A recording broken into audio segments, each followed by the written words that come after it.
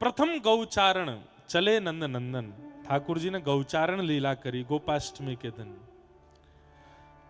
तब से अब ठाकुर जी नित्य गैया चरावे जामे। बहुत ध्यान से सुनियो सब। और वही गौचारण की स्थिति में ये जो आपको क्षेत्र है ना, ये मूल रूप से गौचारण स्थली और रास स्थली है। दो क्रिया ठाकुर जी ने यहां की हैं विशेष, गौचारण और रास। कामवन में श्री गोकुल चंद्रमा जी को मंदिर है, वहां तो पुष्टि मार्गी वैष्णव तो वही को रास स्थली माने कई भाव से। तो ये रासस्थली है ठाकुर। और रासस्थली ऐसी है सके, इतनी एकांत, इतनी शांत, ऐसी जगह पे रास है सके। खुले में सबके बीच में थोड़ी रास होएगा।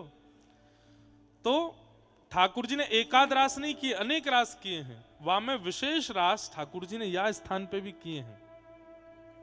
और गौचारण के लिए तो ठाकुर जी नित्य इन क्षेत्रों में आते ही रहे हैं, इसलिए ये गौचारण भूमि है। इस भाव से भी वेणु गीत सुनना आप लोगों के लिए अति आवश्यक है। तो वेणु गीत का भाव क्या है थोड़ा सा मैं बताऊं। ठाकुर जी गौचारण करने के लिए जब वन में जाते हैं तो व्रज की गोपियां सब इतनी उतावली हो जाती हैं कि कन्हैया हमसे दूर जा रहे हो, अब हम याकू हम कैसे देखेंगी, हमें या की रूप झांकी या की छटा कब कहा कर रहे हो ये कैसे पता चलेगी। वह समय पे कोई संदेश वाहक तो है नहीं, कोई वीडियो कैमरा तो है नहीं जो लाइव दिखा दे कि लाला वहां कहा कर रहा है। तो गोपियां इतनी आतुर हो जाती हैं, इतनी बेचैन हो जाती हैं। शाम तक का समय गोपियों से काटा नहीं जाता कि कब श्याम सुंदर वापस आवे और हम वाकू देखें। तब ठाकुर जी ने इन गोपीन के मन के भाव समझ लिए कि मैं 84 कोस में गैया चरावे जाऊं और ये गोपी विचलित है जाएं मेरे दर्शन के बगैर, तो ऐसा कहा करूं मैं। तो ठाकुर जी वन में जाकर के ऐसी टेर बजाते हैं वंशी में कि वो वेणु की ध्वनि हवा का सहारा लेकर के जब व्रज की गोपियों के कर्ण रंध्र में पड़ती है तो गोपियों के नेत्र बंद हो जाते हैं। और नेत्र बंद होते ही घर में बैठी बैठी गोपियों को किलोमीटरों दूर ठाकुर जी क्या कर रहे हैं, किस भाव में हैं, किस लीला में हैं, उसका अनुभव हो जाता है। इसी को वेणु गीत कहते हैं। मैं वेणु धीमी रखी हूं, मैं भी तो वेणु हूं, मेरो बजनो ज्यादा जरूरी है। तो ध्यान से सुनियो। अब इस स्थिति को कैसे समझना है। प्रत्येक गोपी एक ही स्वर सुन रही है गोपी वेणु का, लेकिन प्रत्येक गोपी को अलग अलग लीलाएं दिखाई दे रही हैं। किसी को ठाकुर जी कुछ करते दिख रहे हैं, किसी को कुछ करते, और वो गोपियां आपस में एक दूसरे को आके बता रही हैं, तेने देखो, बोले हाँ, नेत्र बंद कर देख, सुन सुन सुन वेणु की धुन सुन, तो कैसे दिख रहे हैं, बोले मुझे तो ऐसे दिख रहे हैं, सिर पर पाग बांध करके और ऐसे दो गौ पाग की तरह यहाँ पर लटकन लगाए रखी है, और श्याम सुंदर ने ऊपर ऊपर कचनी काचनी डाल रखी है, और प्रेम सो मधुमंगल की कड़ी मांग करके खा रहे हैं। आज तू बता ना तो कैसे दिख रहे हैं। अरे मैं तो क्या बताऊं कैसे दिख रहे हैं। वही सब रूपों का वर्णन एक एक श्लोक में किया गया है कि कैसे कैसे गोपियों को किस किस रूप में ठाकुर जी दिख रहे हैं। वो वेणु गीत है। आओ प्रारंभ करते हैं कि वरहा पीडम नटवर वपु कर्णयो कर्णकारम विभ्रदवासः कनक कपिसम वैजयन्तीं च माला रंध्रान् वेणो अधर सुधया पूरयन् गोपवृन्दै वृन्दारण्यं स्वपदरमणं प्राविशद गीत कीर्ति।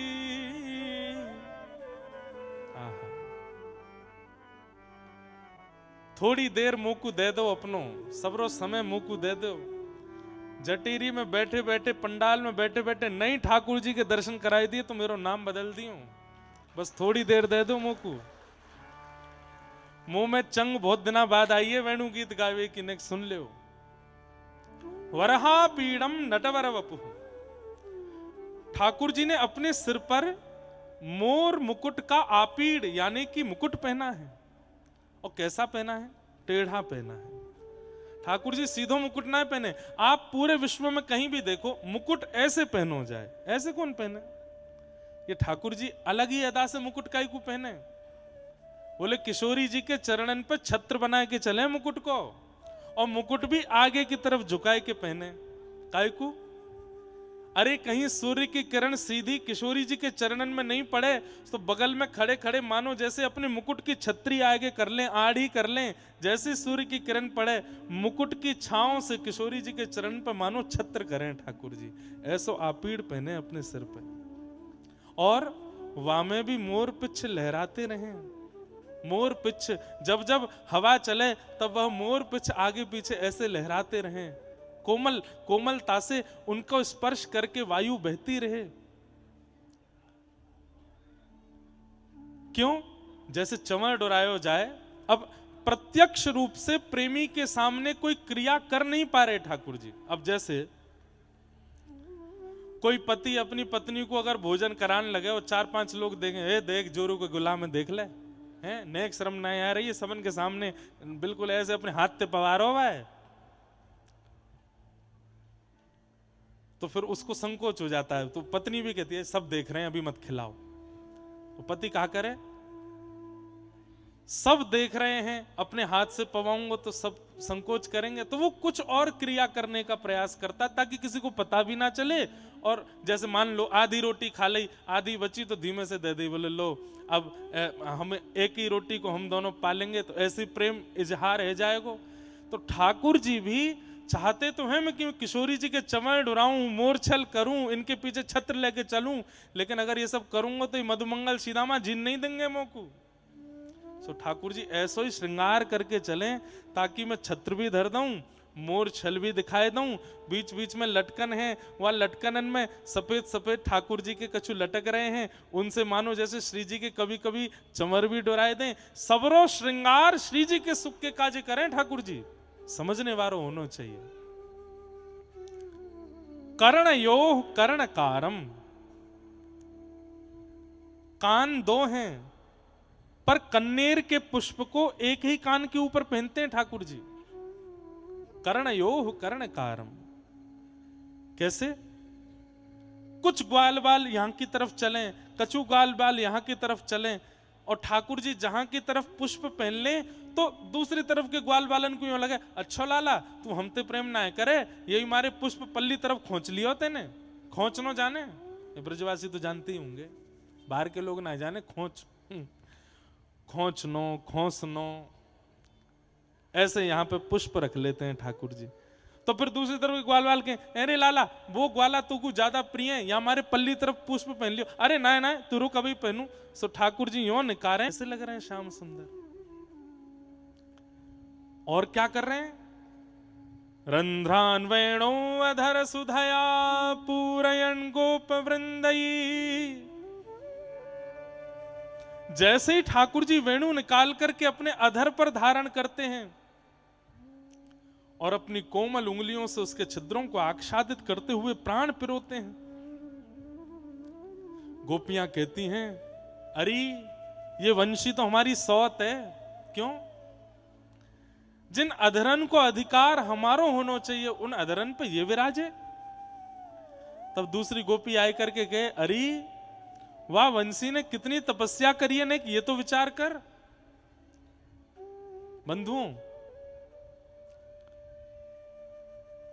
ठाकुर जी महाराज जी, ठाकुर जी वंशी क्यों बजा में? अनेक भाव है। किशोरी जी भी वंशी बजाती हैं, और वीणा एक साज है, सितारे और भी हो सकते हैं, और भी हो सकते हैं। अगर ये 4 लक्षण आ जाएं तो ठाकुर जी इतने प्रिय हो जाए वो व्यक्ति ठाकुर जी का जितना प्रिय वंशी है। पहला लक्षण, दोष युक्त होती है वंशी, उसके अंदर दोष है। क्या दोष है? छिद्र, छिद्र दोष है। पर अपने दोष को छुपाती नहीं है, प्रकट कर देती है ठाकुर जी के आगे।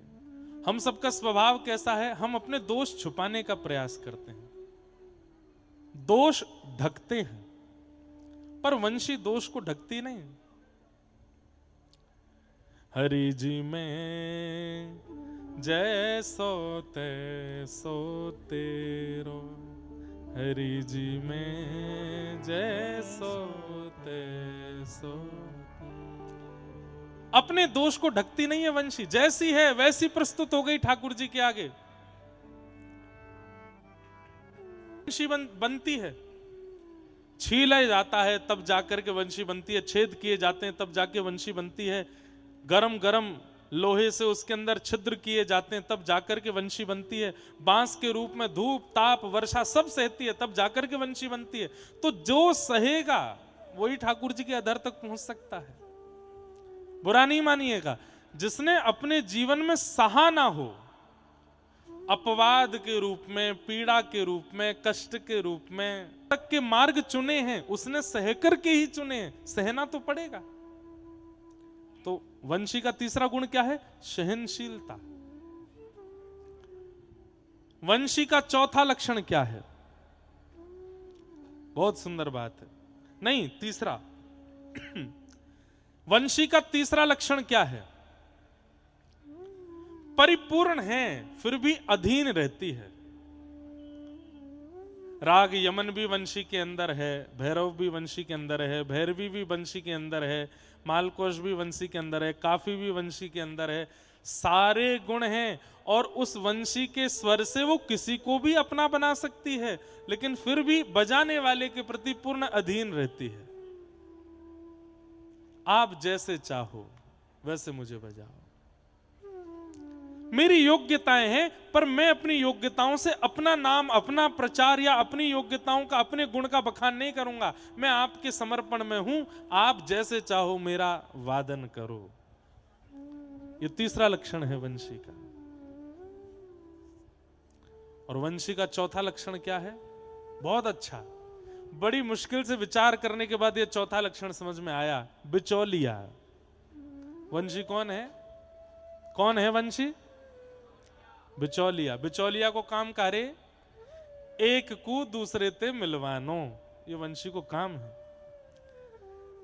वंशी मधुर बजती है, लेकिन फिर भी सुनने वाले को प्रेम वंशी से नहीं होता, बजाने वाले से हो जाता है। वंशी बिचौलिया है। कितनी अच्छी बज रही है वंशी।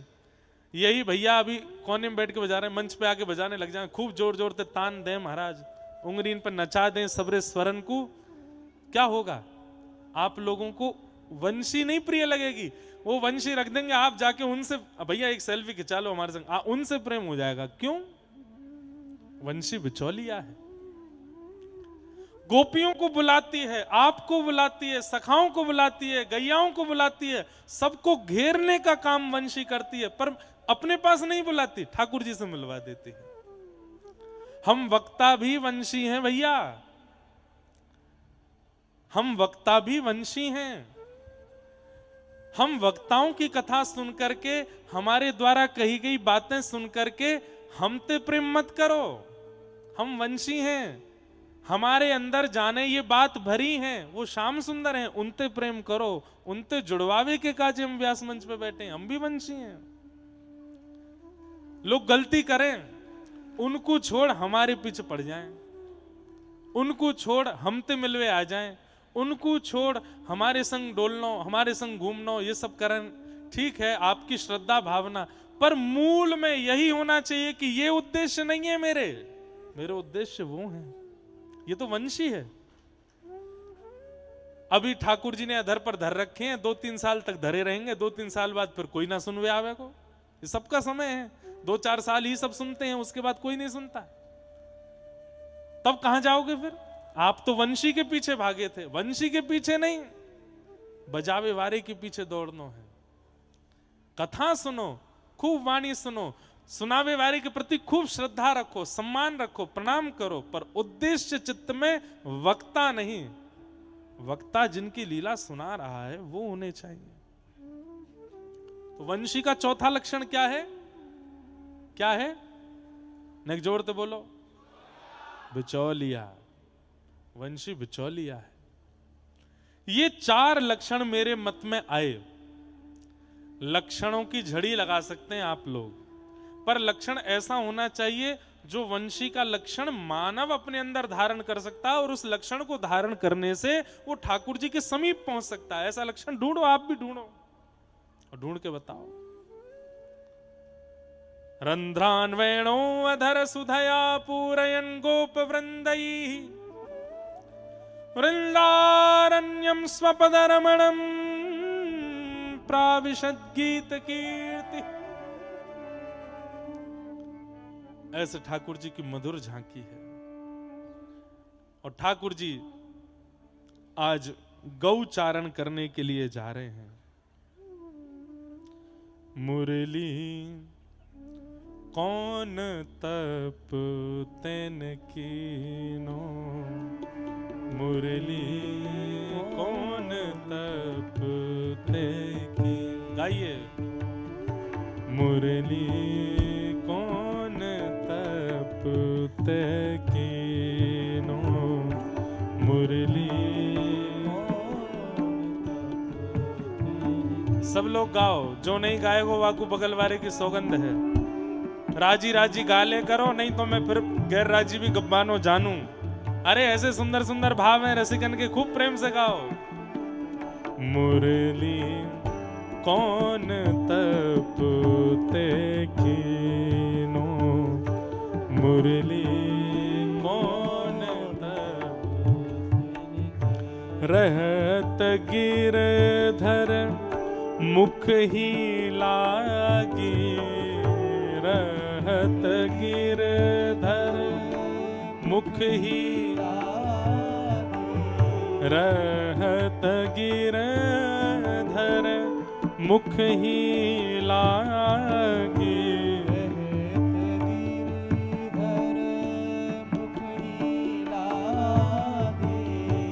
अधर को रस पियो, अधर को रस पियो, अधर को रस पियो, अधर को रस पियो। मुरली कौन तप तिन कियो, मुरली कौन तप ते। गोपियां गा रही हैं, मुरली कौन तप ते कियो, मुरली कौन। ओ नंद नंदन पानी परसते, नंद नंदन पानी परसते। कहा अर्थ है या को? बोले जिन नंद नंदन को पावे के काजे बड़े बड़े योगी, बड़े बड़े सिद्ध, निर्मलात्मा, विमलात्मा, बड़े बड़े सालन तक यज्ञ तप करें तब भी उनको पानी पावे। अरे वंशी तेने ऐसो कहा कियो, ये नंद नंदन नेक में पाए लिए तेने। आनंद नंदन पानी परसते, नंद नंदन और बड़े बड़े योगी तपीन को तो एक क्षण के लिए दर्शन देवे आमे, लेकिन तेने ऐसो कहा किया तो पे तो तन मन धन सब बार दियो इनने। अरे ठाकुर जी रात में सोमे भी है ना, अपने घरन के ठाकुर जी के लिए भी सुनो। रात्रि में शयन कराते समय वंशी जी पास ही रहती हैं ठाकुर जी के, वंशी जी दूर न जामे, बिल्कुल तकिया के सिरहाने रख कर के सोमे ठाकुर जी वंशी। श्रृंगार के बाद भी ठाकुर जी तुरंत अपनी कमर में खोंच के चलेंगे, गैया चरावे जाएं, गिर्राज उठावे जाएं, कालिया नाग मर्दन करवे जाएं, कछु भी करेंगे, वंशी संग ही रहेगी, वंशी ना छोड़े ठाकुर जी। अरे वंशी तेने ऐसो कहा कियो, बाकी लोग तो योग तप करके कृष्ण को पामे, पर तेरे पे तो कृष्ण आधीन है गए, अपने तन मन धन तो पे वार दिए। तन नंद नंदन पानी परसते, नंद नंदन पानी परस, तो ए तन मन दीनो, तो ए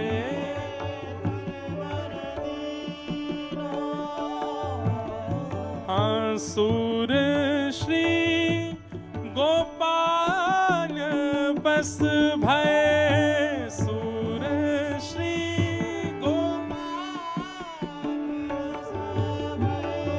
सूर श्री गोपाल बस भय,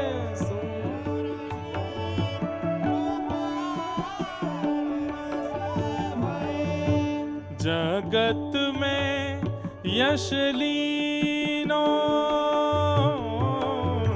जगत में यश लीनो, मुरली कौन तपतेन कीनो, मुरली कौन तपतेन कीनो, हाँ मुरली कौन तपतेन कीनो, मुरली कौन तपतेन। अरे मुरली तेने ऐसो कौन सो तप कियो, श्याम सुंदर तन मन धन सब तो पे वार दे।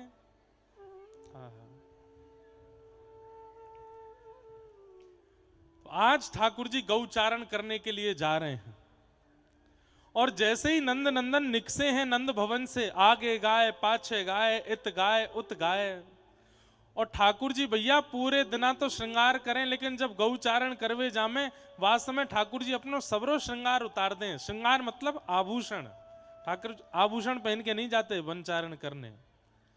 ठाकुर जी जब वन में जाते हैं तो क्या पहन के जाते हैं? बहुत सुंदर दर्शन है, ध्यान से सुनिए। कठिनाई तो मुझको है रही, लेकिन मैं सुनाऊंगा, आज मैं मानूंगा नहीं। ठाकुर जी, अच्छा गैया कौन कौन के घर में ने खातू पर करियो? वाह भैया, इतने बड़े गांव के सबरे यहाँ बैठ, इतने इनके। और भैंस कौन कौन घर में?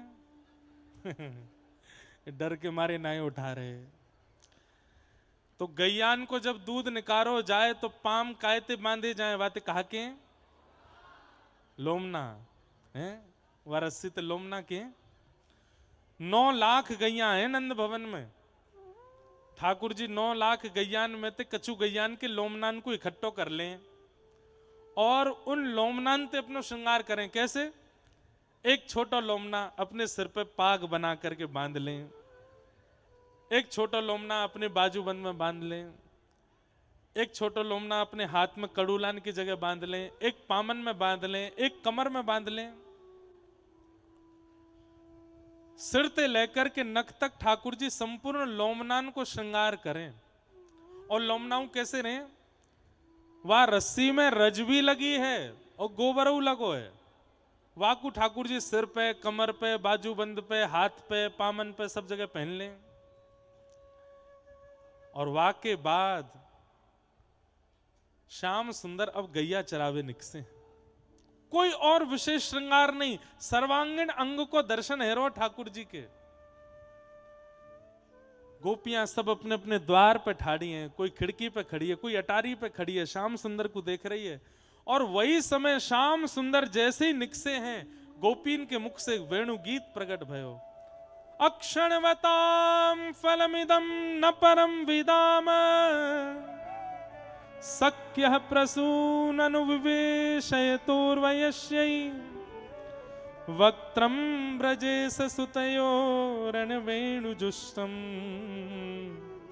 यैर्वा निपीतमनुरक्त कटाक्षमोक्षम्।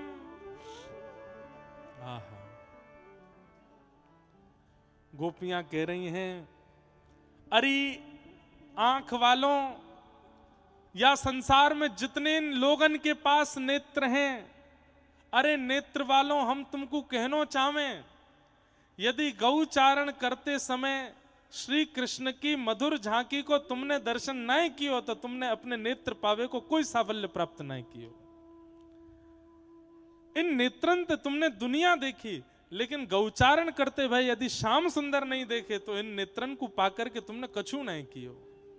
अक्षणवताम फलमिदम न परम विदाम। इन आंखों को प्राप्त करने के बाद यदि इन आंखों को प्राप्त करने का कोई फल है तो वो केवल एक है, नंद नंदन श्याम सुंदर इन दोनों नेत्रों के सामने एक बार आ जाएं, बस इससे बड़ा और कोई फल नहीं हो सकता। महाराज जी हमारे ब्रज में कहें निधिवन में रात में जो बैठ जाए सुबह तक अंधो है जाए, सेवा कुंज जो रात को चलो जाए वो सुबह तक अंधो है जाए। मेरे मन में ऐसी बात गोपीन के भाव से आवे कि श्याम सुंदर को देखवे के बाद वो अंधो ना हुए, जान मूझ के आंख फोड़े ही ले, बोले अब कछु देखनो ही ना है, ये जो देख लिए मैंने अब कछु देखवे की मेरी इच्छा ना है। फोड़ेगो नहीं तो जितनी ठाकुर जी को देखवे के बाद जितनो समय मिलो उतनी देर प्रार्थना ही करते रहेगो, हे श्याम सुंदर हे नंदन नंदन अब ऐसी कृपा कर दो कि इन नेत्रन से और कुछ दिखे ही नहीं, आप जो दिख गए हो। निधिवन में जावे के बाद सुबह आदमी पागल है जाए, बावड़ो है जाए, सुबह फिर वाकू कुछ दिखाई ना दे। सेवा कुंज में जो रात में छुप के बैठ जाए सुबह तक वो प्राण निकल जाए। कोई वाकू अंधो करके ना जाए, कोई वाक्य प्राणन को हरण करके ना जाए, कोई वाकू पागल ना करके जाए। श्याम सुंदर को देखवे के बाद वह व्यक्ति की स्थिति ऐसी है जाए, हे प्रभु या तो मुझे संग ले जाओ और कहीं अगर छोड़ के जा रहे तो ऐसा करके जाओ कि संसार के लायक मैं रह नहीं पाऊं, केवल आपके रस में रहूं, आपके भाव में रहूं। एक बात कहूं बंधु, हमने श्याम सुंदर देखे नहीं है, इसलिए हमको बहुत कुछ देखने की इच्छा प्रकट हो रही है। हमने श्याम सुंदर को अधरामृत अभी पायो नहीं है, या हमारे बहुत कुछ पावे की इच्छा है रही है। श्याम सुंदर की कथा अभी मन लगा के सुनी नहीं, इसलिए बहुत बाहर की बात भी सुनने की इच्छा हो रही है। जादना ठाकुर जी देख लिए, ठाकुर जी सुन लिए, ठाकुर जी मिल गए, वादन फिर चित अनत न भटक्यो, मेरो मन गिरधर छवि पे अटक्यो, सजल श्याम घन वरण लीन है, फिर चित अनत न भटक्यो, मेरो मन गिरधर छवि पे अटक्यो।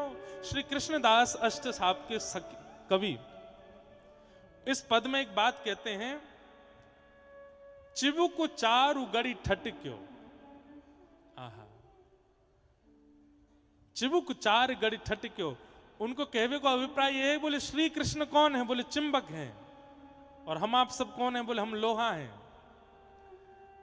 उनके सामने जाए करके अगर उनते नहीं चिपके तो या को मतलब यह है हमारे लोहा हैवे में कोई संशय है, हम लोहा नहीं है। या तो हम लोहा तो हैं लेकिन इतने जर्जर है गए, संसार के विषाद और संसार की जंग इतनी लग गई है कि ठाकुर जी रूपी चिंबक हमको पकड़ ही नहीं पा रही है। ठाकुर जी एक बार दिख गए तो और कुछ देखवे की इच्छा नहीं होगी। गोपियां इस बात को स्पष्ट रूप से कह रही हैं। दर्शन को नैना तपे, वचन सुनन को कान, मिलवे को हियरा तपे, हिय के जीवन प्राण, गोवर्धन वासी साबने, गोवर्धन वासी साबरे, गोवर्धन वासी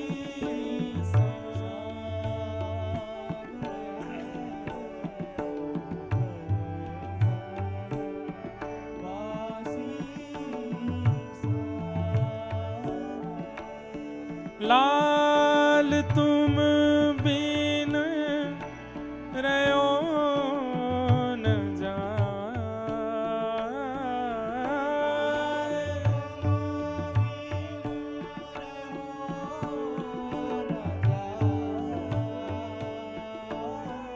हे लाल तुम बिन रहो न जाए रे। गोवर्धन वासी सावरे।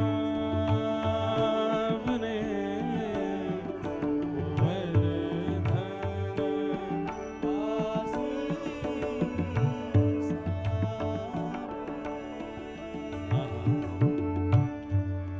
दर्शन को नैना तपे, वचन सुनन को कान, मिलवे को हिय रात पे, हिय के जीवन प्राण। श्री चतुर्भुजदास जी महाराज कहते हैं, जाने एक बार लखी जिन लाल की मुस्कान, एक बार जाने देख लई हो, एक बार जाने नंद नंदन को देख लियो होगो, वाकई स्थिति कैसी हो जाएगी। हे कुंज भवन क्रीड़ा करो, नवनिधि मदन गोपाल। ओ कुंज भवन क्रीड़ा करो,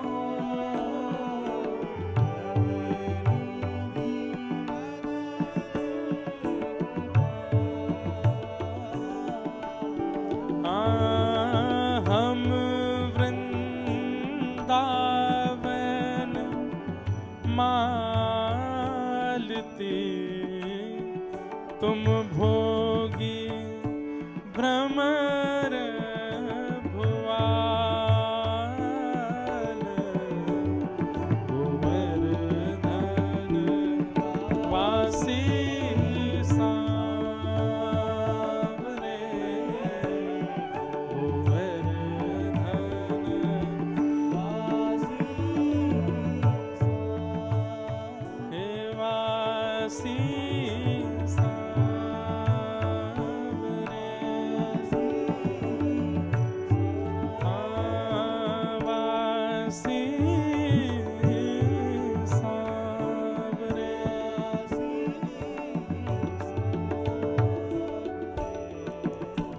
अक्षणवताम फलमिदं न परम विदाम। इन आंखों से यदि श्याम सुंदर को नहीं देखा तो इन आंखों को प्राप्त करके आपने इनका साफल्य पूर्ण नहीं किया। बसो मोरे नैनन में यह जोड़ी, बसो मोरे नैनन में। अरे सूरदास जी से किसी ने जाय करके कह दे, सूरदास ठाकुर जी ने आपको नेत्र नहीं दिए। कितना बड़ा दुर्भाग्य है आपका कि आपको नेत्र नहीं दिए, फिर भी आप ठाकुर जी का इतना यश गाते हो। श्री सूरदास जी महाराज बोले, बहुत बड़ी कृपा कर दी ठाकुर जी ने जो मुंह को नेत्र नहीं दिए। बोले क्यों? ठाकुर जी बोले, अरे सूरदास, मैंने जिनको नेत्र दिए हैं उनको संसार में फंसवे को अवसर दियो है। वो संसार देखेंगे, वहां में फंसते चले जाएंगे। तो को नेत्र नहीं दिए, तू या संसार ते नीरस रहे, या संसार में रमेगो नहीं, फंसेगो नहीं। तू तो बस प्रतीक्षा कर, काउदना मैं तेरे सामने प्रकट रह जाऊं तो मुंह को देखियो, मेरा अनुभव करियो। और जिनको नेत्र दिए हैं, मानो ठाकुर जी कह रहे हैं कि भैया ये अपनी रक्षा सुरक्षा स्वयं करें, पर जिनको नेत्र नहीं दिए ऐसे सूरदास, इनको तो मेरी जिम्मेवारी है कि सूरदास को कोई हानि नहीं हो, कोई दिक्कत नहीं हो। अक्षणवताम फलमिदं न परम विदाम। इन आंखों का सबसे बड़ा फल है नंद नंदन श्याम सुंदर को देखना, और उसमें भी कैसे कैसे रूप का दर्शन करना।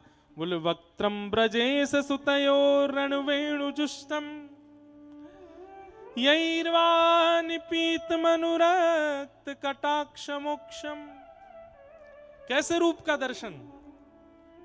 बोले अपने अधर पर वेणु को धारण करते नंद नंदन बैठे हों और वेणु बजाते बजाते नेत्र बंद करके वेणु को बजाते बजाते जब श्याम सुंदर अपने नेत्र खोल करके और तुम यहां खड़े हो तो घूम करके ना देखें, अपने नेत्रों की पुतली को किनारे करके कटाक्ष नेत्रों से तुमको देखें और वो झांकी तुमको दिख जाए, समझो अब तुमने नेत्रों को पाने का साफल्य प्राप्त किया है। समझ में आई बात? सीधे ठाकुर जी ना देखें,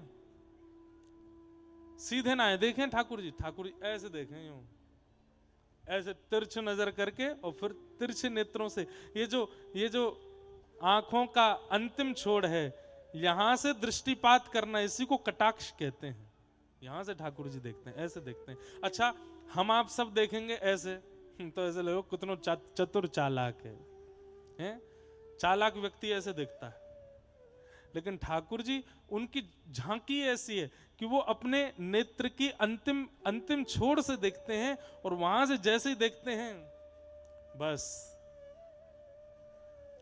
सामने वालों भूल जाए मुंह कहाँ कहनो, कहाँ जानो, कहाँ करनो, कहाँ खानो, कहाँ पीनो, कहाँ बैठनो, कहाँ उठनो, सब भूल भाल के बिल्कुल बिसर जाए। जादू भरी तेरी आंखें जिधर गईं, नैनों की कटारी वारी वारी छुई छुई छतियासी उतर गईं। ऐसे ठाकुर जी कटाक्ष नेत्रों से जब देखते हैं, हाँ मनुरक्त कटाक्ष मोक्षम। वेणु गीत में गोपियां कहती हैं, अरे सखी ये तो लोमना को श्रृंगार करके गए हैं। ध्यान से सुनना, सिर पे लोमना बांध के गए, हाथ पे लोमना रस्सी बांध के गए और वह रस्सी में गोबर और रज लगी भैया। आज नंदन नंदन ने अपनो श्रृंगार क्यों ना कियो? एक गोपी ये बात कह ही रही है, तभी दूसरी गोपी कहती है, वेणु की ध्वनि सुन करके, वेणु की ध्वनि उसके कान में जाकर के मानो ठाकुर जी के सुंदर रूप का वर्णन कर देती है। आहा, गोप्यः किमाचरदयं कुशलस्म वेणु दामोदराधर सुधामपि गोपिकानां भुंक्ते स्वयं यद विशिष्ट रसम हिदुम्यो हस्त्यच्युचोश्रुमुचोस्तरवो यथार्या। गोपियां जैसी भावनाएं प्रकट करती जा रही हैं, मानो टीवी देखते देखते मैंने कुछ मन में विचार किया, अरे यहां तो ये होना चाहिए, तुरंत वो हो जाए। ऐसी गोपियां नेत्र बंद करके ठाकुर जी की रूप झांकी का दर्शन कर रही हैं। एक गोपी बोली, अरे या लाला ने तो केवल लोमना पहनो है, ना कोई आभूषण पहनो, ना कोई सोनो पहनो, ना कोई चांदी पहनो, ना कोई प्रकार को कोई रत्न पहनो, ऐसे कैसे आज लाला निकसो है? जय हो विराजो प्रभु। श्री कृष्णदास भूटानी जी हमारे ठाकुर जी के खूब सुंदर रस प्रवाह जिन्होंने किए हैं, आज पधारे हैं। विराजो भगवान।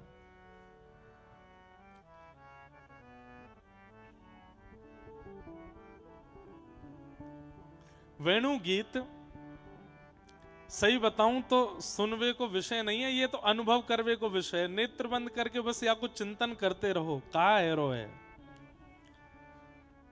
ठाकुर जी कोरे बन के गए व्रज में, केवल सिर पे लोमना पहनो है, हाथन में लोमना पहनो है, अपने कटी में लोमना, कोई श्रृंगार नहीं है। तभी गोपी सोचने लगी, आज लाला ऐसे काहे को गए हो? इतने में ही ठाकुर जी ने कहा कियो, एक आम को पेड़ दिखाई दियो, वहां में ते आम के पत्ता कछु लटक रहे, वो आम के पत्तन को गुच्छा तोड़ लियो, वह को यहाँ लोमना में बांध लियो। अब वो आम के पत्ता यूं यहाँ से लटक रहे हैं। कोई पुष्प सुंदर दिखाई दियो, वह को लेकर के ठाकुर जी ने यहाँ डाल लियो, वो यहाँ लटकन बन के आए गयो। कहीं कोई बेल दिखाई दी, वह बेल को लेकर के ठाकुर जी ने अपने सुंदर, मतलब रास्ता में ठाकुर जी चलते जा रहे हैं और अपने वनमाली भेष को धारण करते जा रहे हैं। कहीं से कोई पत्र धारण कर लें, कहीं से कोई गुच्छा धारण कर लें, कहीं से कोई पुष्प धारण कर लें। ऐसे अपने सिर पे, अपनी भुजा पे, अपने बाम पे, अपने कटी पे, सब जगह कचू कचू ठोंसते चल रहे हैं, उड़ते चल रहे हैं, लगाते चल, कोई जरूरी नहीं है कि यहाँ पे यही चीज बढ़िया लगेगी, जो हाथ पड़ जाए, जो सुंदर लग जाए, वाकु निकाल करके ठाकुर जी तुरंत पहन ले। गोपियां कह रही हैं, अरे ये जो पुष्प अभी तोड़ो है ना, ये पुष्प भी पूर्व जन्म को कोई संत है, कोई ऋषि है, कोई महापुरुष है, याने कभी प्रार्थना करी ठाकुर जी सो कि लाला तू कभी मोकू भी स्वीकार करियो। तो देखो नंद नंदन ने आज वाकु स्वीकार कर लियो है, आज वाकु निकार करके अपने अपने सिर पर धारण कियो है, अपने कानन के पास धारण कियो है, अपने हाथन में धारण कियो है। सब गोपियों को ऐसे मधुर मधुर दर्शन होते चल रहे हैं। नंद नंदन श्याम सुंदर उछल कूद करते हुए, कभी गान लगे, कभी बाजो बजान लगे, अरे कभी मधुमंगल सीता माता के लाला तुम गाओ मैं नाचूंगो, और फिर ठाकुर जी नाचन लग जाएं। गैयान की गौरज उड़ती जा रही है, मध्य में नंद नंदन आनंद करते हुए जा रहे हैं, नृत्य करते हुए जा रहे हैं, उत्सव मनाते हुए जा रहे हैं। गोपीन को वो दर्शन हो रहे हैं। आहा, और कैसे लग रहे हैं?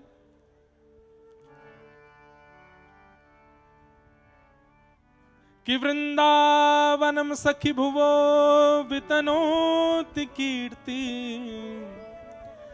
यद्देवकी सुत पदाम्बुजलब्ध लक्ष्मी, गोविंद वेणुमनुमत्त मयूर नृत्यम, प्रेक्ष्यादृशान् वपरतान् समनस्त सत्वम। ठाकुर जी चलते चलते कभी यहां पाम रखें, कभी इधर पाम रखें, कभी इधर उछलें, कभी इधर नाचें, कभी दोनों हाथ पे सींग बनाए के नृत्य करें, कभी कोई पुष्प लेकर के अपने सिर पे पहन लें, अपनी कमर में कोई लता गुल्म पत्र डाल लें, और ये सब करते करते कभी ठाकुर जी वंशी बजाने लगे, ऐसी धुन बजावें। अब ठाकुर जी तो सहज वंशी बजाते, परवाते है कहा जावे। गिरिराज जी की शिलाएं पिघलने लग जाती हैं, यमुना जी का जो प्रवाह है वो वहीं स्तब्ध हो जाता है, ब्यार वहीं रुक जाती है, अरे समय थम जाता है, सूर्य आगे बढ़ना भूल जाते हैं, चंद्रमा पीछे से हल्ला मचाते हैं, जल्दी आगे बढ़ो, रात्रि का समय भी आना है, मुझे भी आना है, मोए भी दर्शन करने।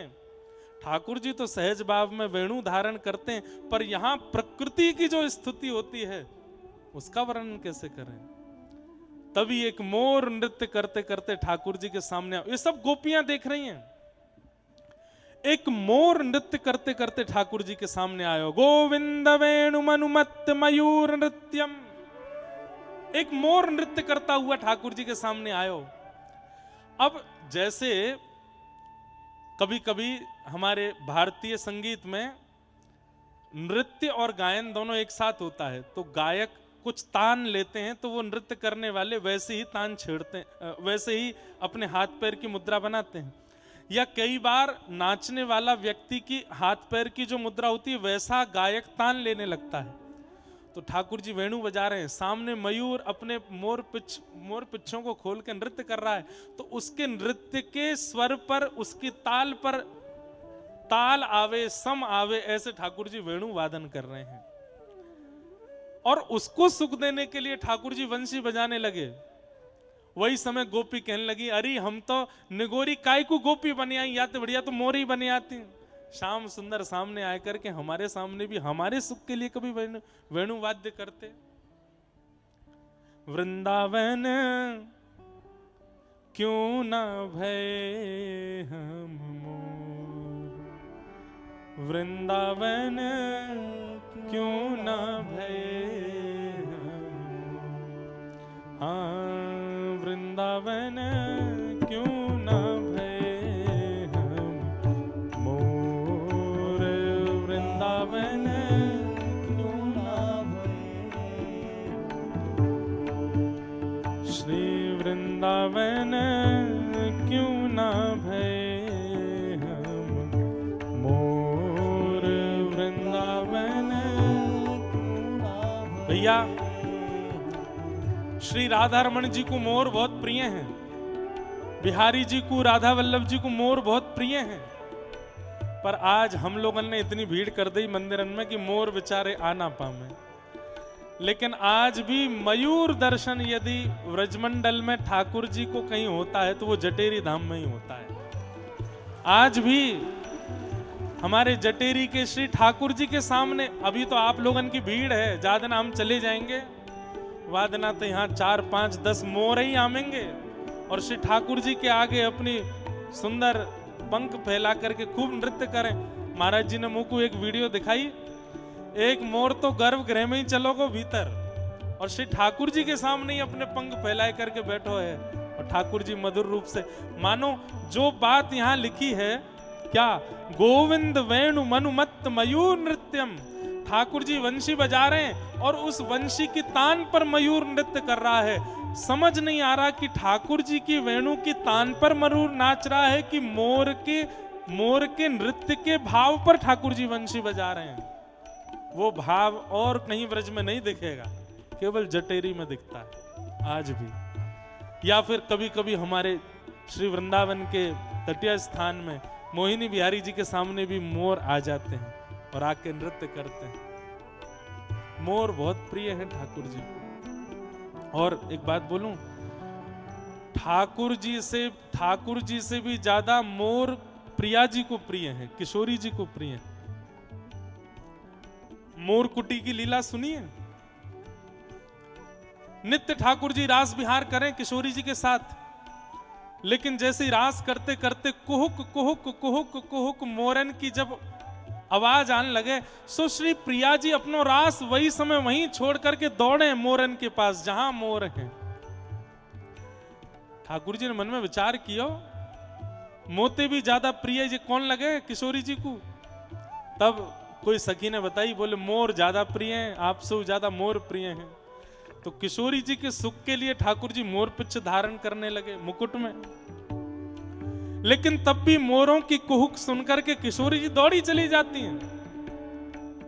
एक दिन ठाकुर जी ने मन बनाया, बोले इन मोरन ने मैं बताऊं, मेरे रास में विक्षेप डाल दें, कुहुक करके किशोरी जी को अपने पास बुला लें।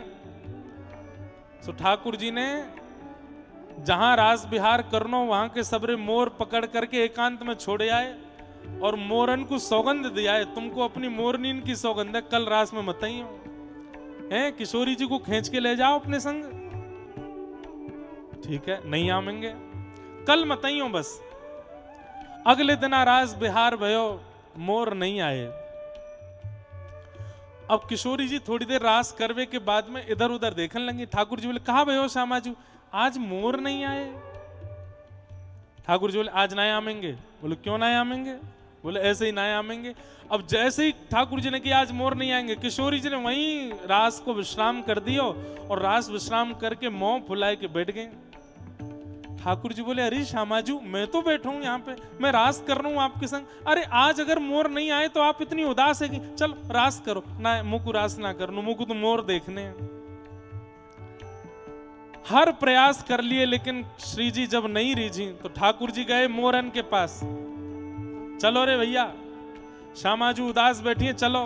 ठाकुर जी मोर बोले, हम नहीं जाएंगे, हमको हमारी मोरनीन की सौगंध लगी है, आज हम नहीं जाएंगे। आपने हमको सौगंध दी कि कल मत आइयो। अरे भैया तेरे हाथ पांव जोड़ू भैया, चल, श्री जी नाराज बैठी है। बोले, चाहे जो करो, कल आ जाएंगे, आज नहीं जाएंगे, हमें वो अपनो घर परिवार प्रिय ठाकुर जी। ठाकुर जी बोले, कहा करूं? तो मोरन के पिछ जो गिर गए उनको इकट्ठा करके ठाकुर जी ने ही एक सुंदर मोर की जैसे फैलावरे पीछे के रेमे, ऐसा ठाकुर जी ने पंखन की श्रृंखला बनाई, अपनी कमर में बांधी, कुहुक कुहुक करते भय रास मंडल में आए। किशोरी जी बोली, अरे मोर आ गए, मोर आ गए। तभी कहा, देखो श्यामाजू के रिझवन कारण, श्यामाजू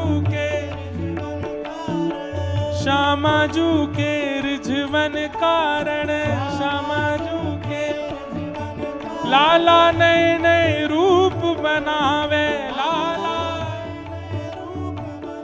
ओ कान्हा नए नए रूप बनावे, ओ लाला मोर बन आयो, कान्हा मोर बन आयो, कान्हा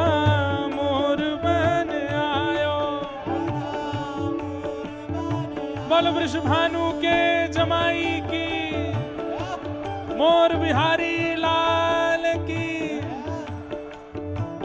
हमारे सरस निकुंज के पूज्य महाराज जी, परम पूजनीय प्रातः स्मरणीय श्री अलवेली माधुरी शरण जी महाराज पधारे हैं। एक बार जोरते जय जयकार करके बोलो कुंज बिहारी बधाई हो।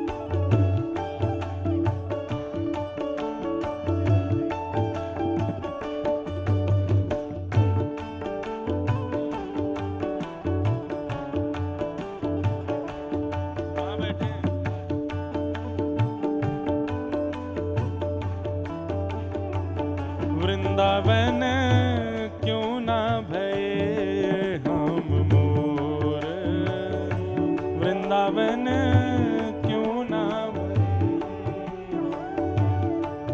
हाँ वृंदावन क्यों ना भये हम मोर, वृंदावन क्यों ना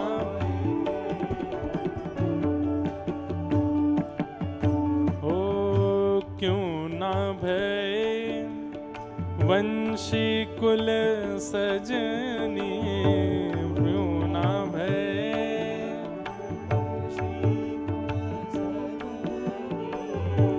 क्यों ना भये वंशी कुल सजनी, क्यों ना भये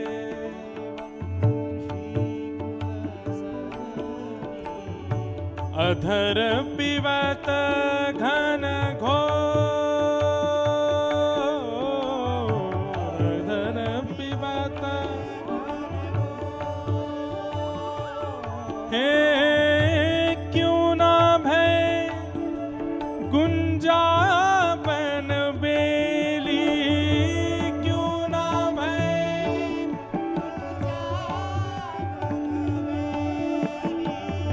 रहत श्याम जू कियो,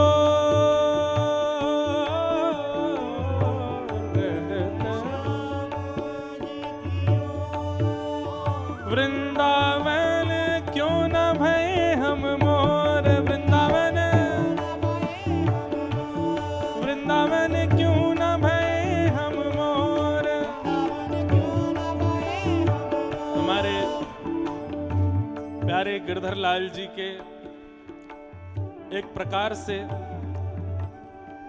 श्री सरस निकुंज ससुराल है हमारे लाला की। क्यों? क्योंकि अभी ब्याहुला में श्री जी वहीं से पधारी हैं और हमारे महाराज जी यहाँ भूमिका निभा रहे हैं। ससुराल से आज भगवा लेके आए हैं, लाला के काजे भाग लेकर के आए हैं। और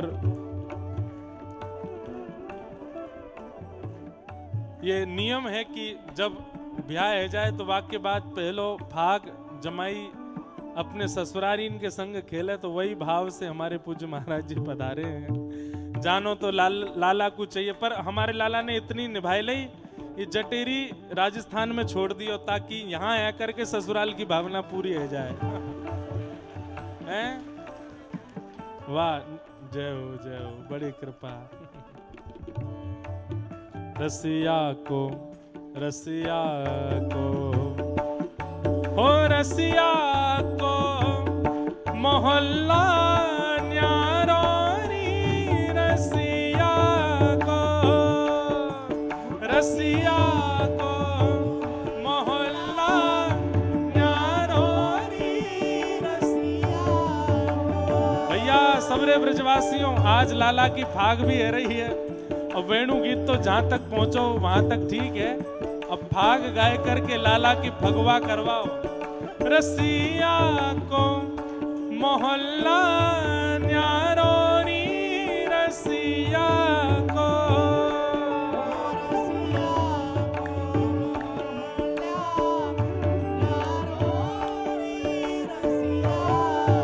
अरे हारे रसिया को,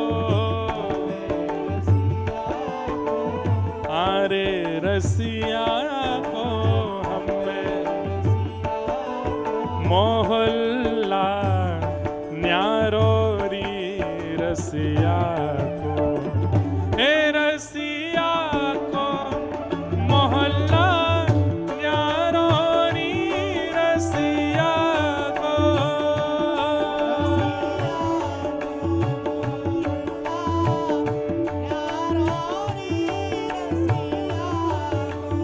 हाँ, ऊंचे पे नंदगाम बसत है, ऊंचे पे,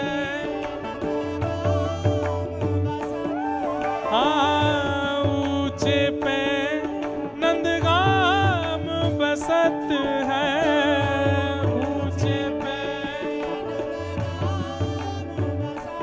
अरे हाँ बारे रसिया, ओ बारे, अरे हाँ प्यारे रसिया, हो प्यारे,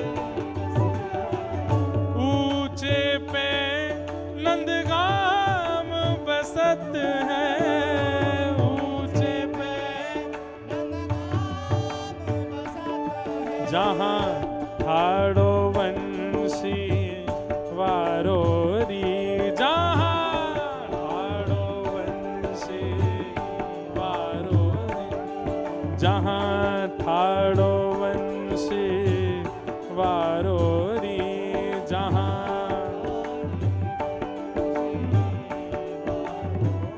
हे रसिया को, रसिया को मोहल्ला न्यारो री, रसिया को,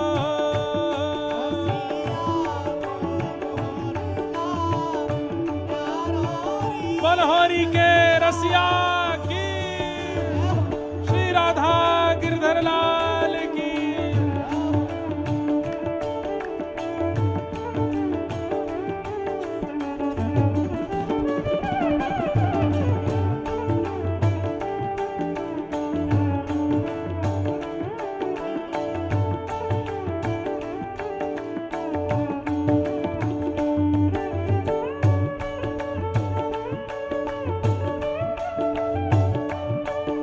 बोलो सरस बिहारिणी बिहारी जो सरकार की।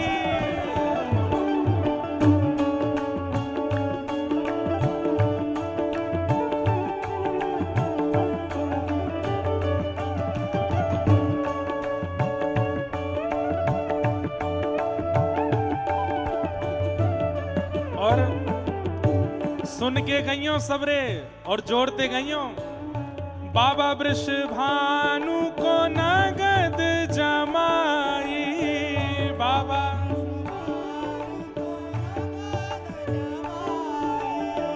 बाबा वृषभानु को नगद जमाई, बाबा ये तो नगद जमाई, ये तो पूरो जमाई। हाँ बाबा वृषभानु को नगद जमाई, बाबा वृषभानु को, हो श्यामा को है घरवारो, ये तो श्यामा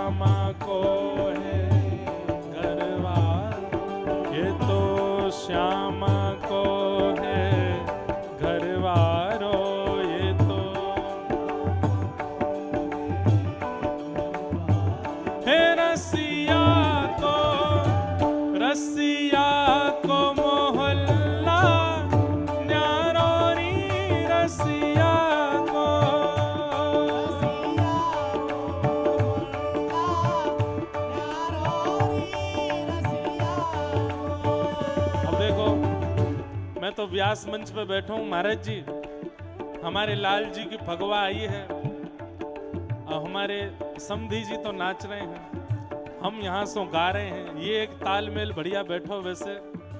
लेकिन अगर आप श्री भी नेक आ जाए महाराज जी के संग में तो और नेक आनंद है जाएगा। ये होरी के दिना चल रहे हैं भैया, और लाल जी के ब्याह के बाद पहली फाग आई है, आज जटेरी धाम में ही आई है। कुंज बिहारी रसिया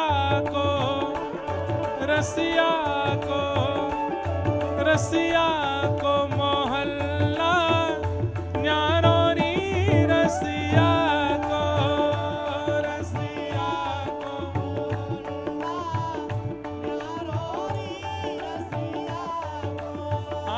रसिया को मोहल्ला न्यारो री रसिया को।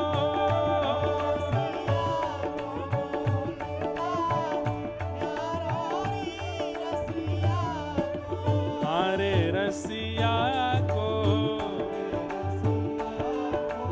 अरे रसिया को मोहल्ला न्यारो री रसिया को मोहल्ला न्यारो री रसिया को।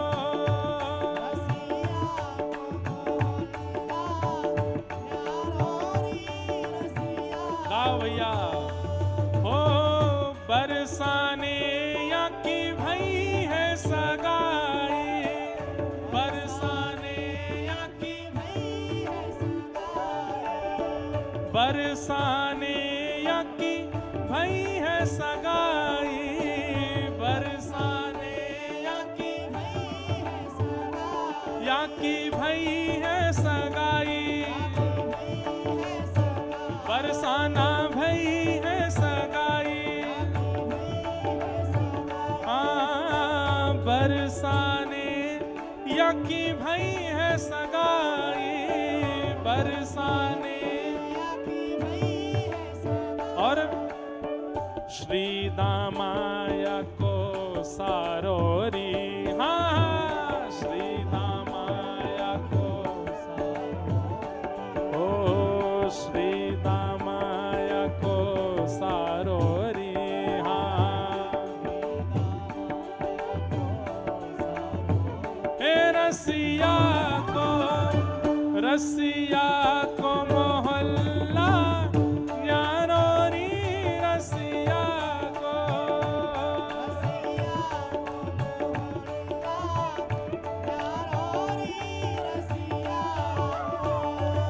हे पुरुषोत्तम प्रभु कुंवर लाडलो,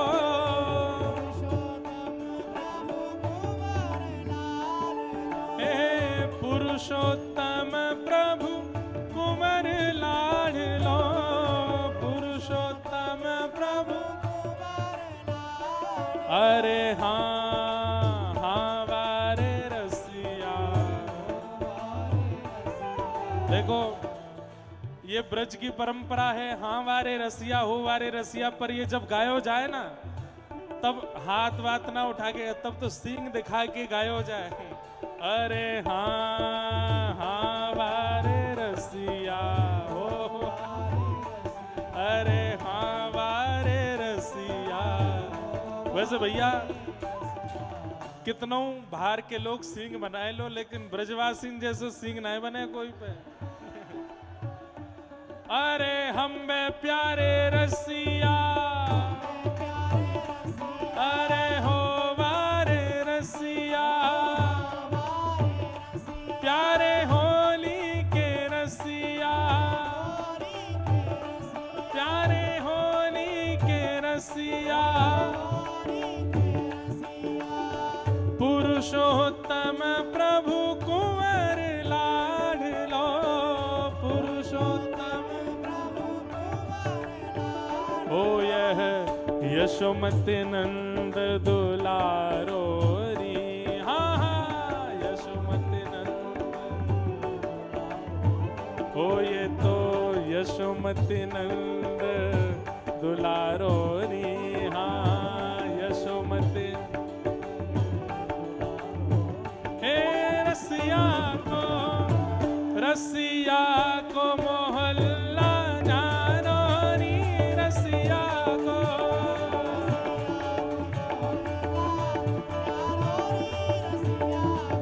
हे रसिया को मोहल्ला जानो री, रसिया को।